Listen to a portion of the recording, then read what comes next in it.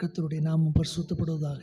இந்த நாளிலும் கூட நாம் சிந்திக்கும்படியாய் தெரிந்து கொண்ட வேத வசனம் புலம்பல் 3ஆம் அதிகாரம் 31ஆம் வசனம் இவ்வாறாக கூறுகிறது: ஆண்டவர் என்றென்றைக்கும் கைவிட மாட்டார்.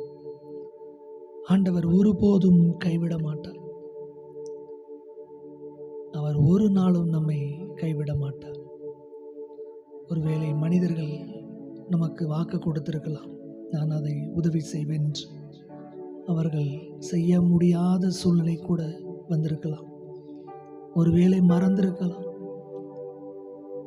ஆனால் நம்மை படைத்த தேவன் சொல்கிறார், நான் என்றென்றைக்கும் ஒருபோதும் உன்னை கைவிட மாட்டேன்.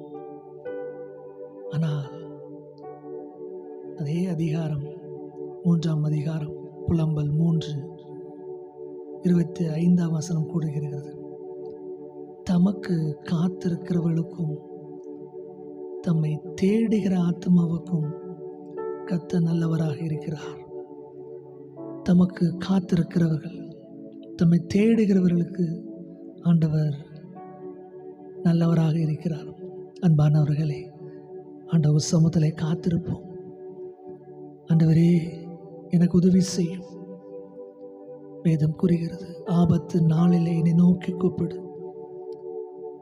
நான் உன்னை விடுவிப்பேன், நீ என்னை மகிமைப்படுத்துவாய் என்று.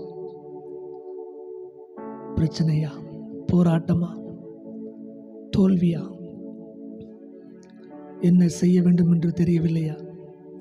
ஆண்டவர் சமூகத்திலே காத்திருப்போம். வேதவசனம் கூறுகிறது, தமக்கு காத்திருக்கிறவர்களுக்கு கர்த்தர் நல்லவர், தமது கிருபைக்கு காத்திருக்கிறவர்களுக்கு கர்த்தர் நல்லவர். ஆகாரின் கண்ணீரை கண்ட தேவன்,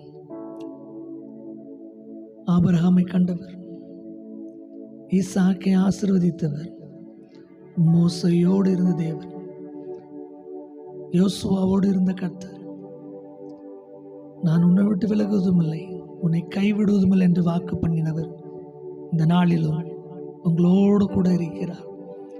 ஒரு நாளும் அவர் நம்மை கைவிட மாட்டார்.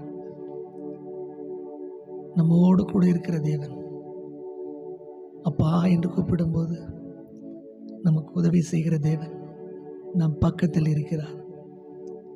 ஆண்டவரை சமூகத்தில் காத்திருப்போம், புது பலனை பெற்றுக்கொள்வோம். இயேசப்பா உங்களை ஆசீர்வதிப்பார். ஆமென்.